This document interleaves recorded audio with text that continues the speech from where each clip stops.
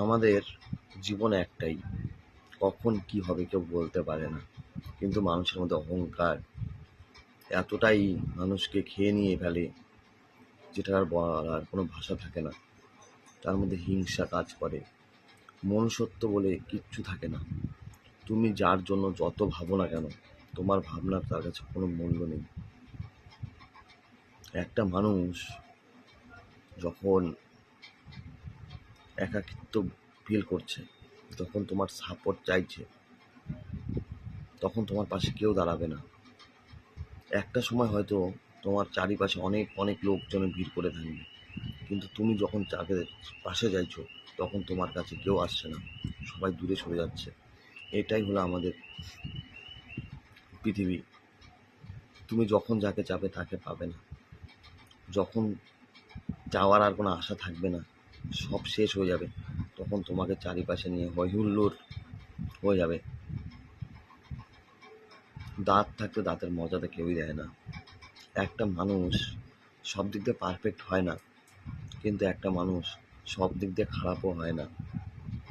সবার মধ্যে ভালো খারাপ থাকে। হয়তো সবাই যদি একই রকম হতো, তাহলে তো পৃথিবীটা এরকমই হতো না। হাসি হাসি দিয়ে চলতো, কান্না কান্না দিয়ে চলতো। সুখ দুঃখ মিলিয়েই তো সব কিছু। আজকে সুখের সময় সবাই থাকে, দুঃখের সময় কেউ থাকে না। বিপদের সময় সবাই চলে যায়, সুখের সময় সবাই ঘরে ঘরে আসে।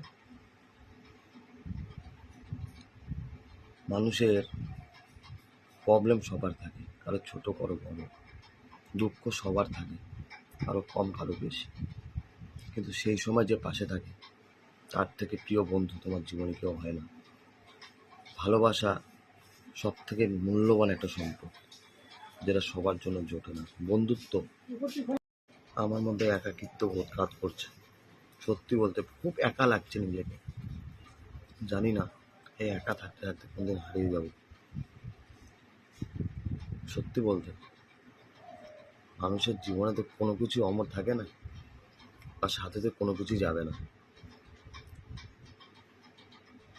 একটা মানুষ সবসময় তো ভালো কিছু করে যেতে পারে না, খারাপ কিছুও করে যায়। তো আমিও হয়তো আমার জীবনে কারোর জন্য কোনো কিছু ভালো করিনি, সবার জন্য খারাপ করে যাচ্ছি। কিন্তু সত্যি কথা বলতে কি, দূর থেকে যেটা দেখা যায় না, সেটা সবসময় সত্যি হয় না। কাছের থেকে জানতে হয়, বুঝতে হয় কিছুটা।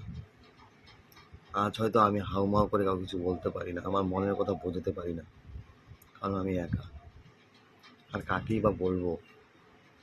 তার জন্য তো আমার জন্য সময় থাকা দরকার। তাকে তো আমি সব কিছু বলতে পারি, কিন্তু এই সময়টা কার জন্য? আদৌ কি কারো আছে আমার জন্য? এই